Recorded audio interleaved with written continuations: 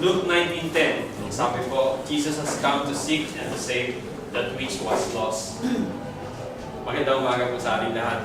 Ako si Brother Dito at this is my personal testimony. Before po, yung buhay ko masasabi kong walang meaning. Walang future, walang plano, wala rin pag-asa. Parang walang kinabukasan. I'm into different kind of vices po. Lahat yata ng bisyo. Sabi nga ni Brother Francis ABS siya lang. Same copy-paste. Ganun din po yung nangyari sa akin. I became a father at the age of 22. Sa pagsasama po namin mag-asawa ng 4 years, nagkahiwalay po kami. I became unfaithful. I became an irresponsible father. So, pati po yung relationship ko sa mga anak ko nawala. 1996 po, nagkaroon ko ng chance na mag-work sa Abu Dhabi. So, pareho pa rin. Kala ko yung buhay sa abroad, iba. Kala ko sa abroad makakaipon ka, makakabili ka ng mga gusto.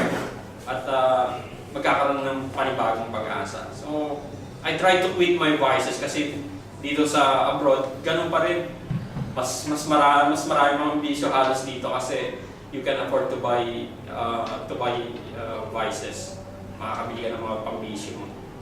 So, I'm into lots of relationship din. Karamihan flings. Siguro mga dalawa lang yung mga seryoso, but hindi rin po nag-workout. Tapos, life goes on.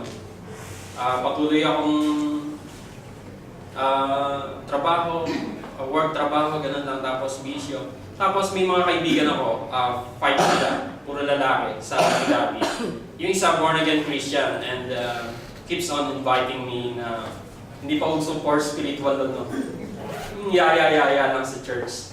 So, paano naman ang refuse ko sa kanya. Yung sister ko, back home, yung 2 sisters ko, born again Christians na rin, they keep praying for me na sana magbago nga ako. So, one night,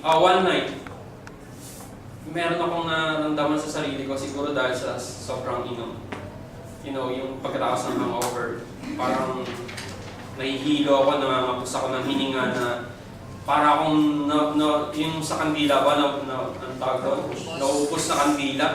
Alam niyo po ang nasabi ko, Lord, tulungan niyo po ako ngayong gabi na to.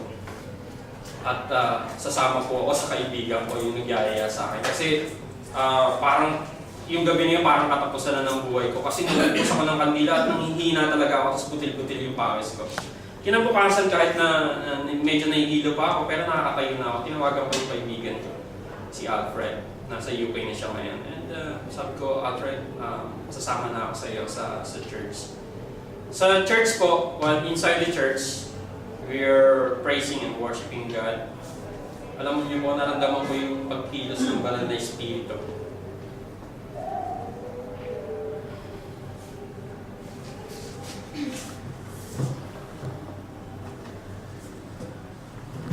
Naramdaman po.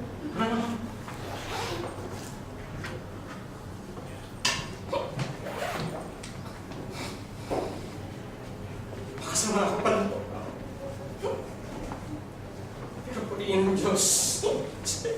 Mabubutunan. Tinago niya ako.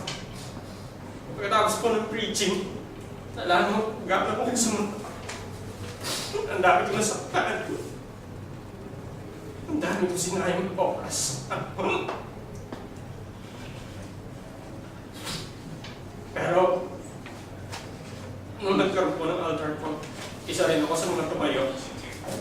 At tinanggap ko yung alok ng Panginoon ng panibagong buhay na tanggapin lang natin siya.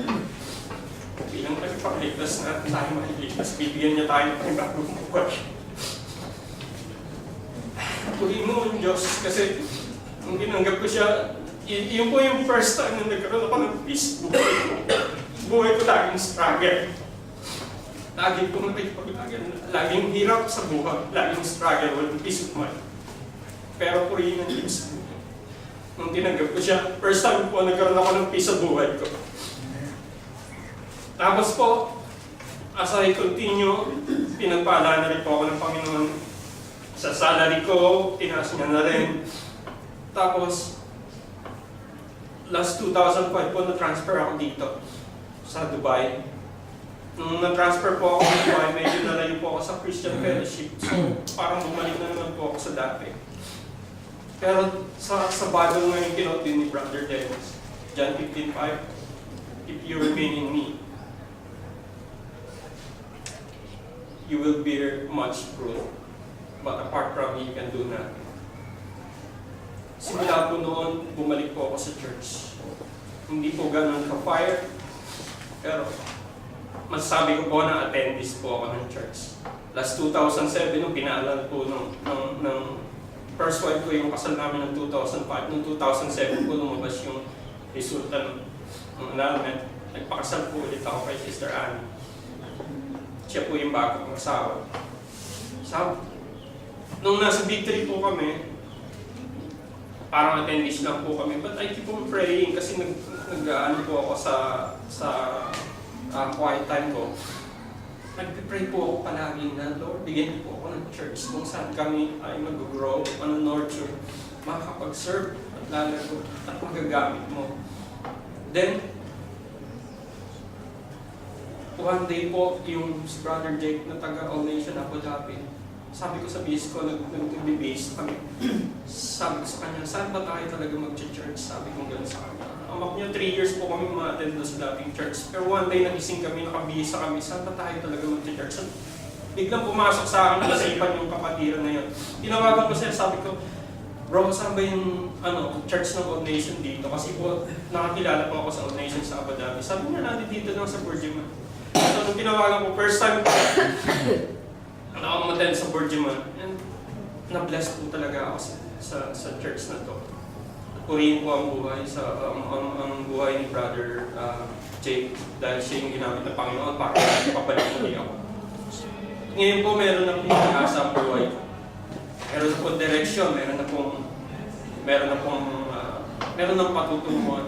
Alam niyo po, sa ating, if we're struggling sa ating buhay, kahit na anong gawin natin, talagang tunay na ang sinabi sa John 15:5, apart from me, you can do na.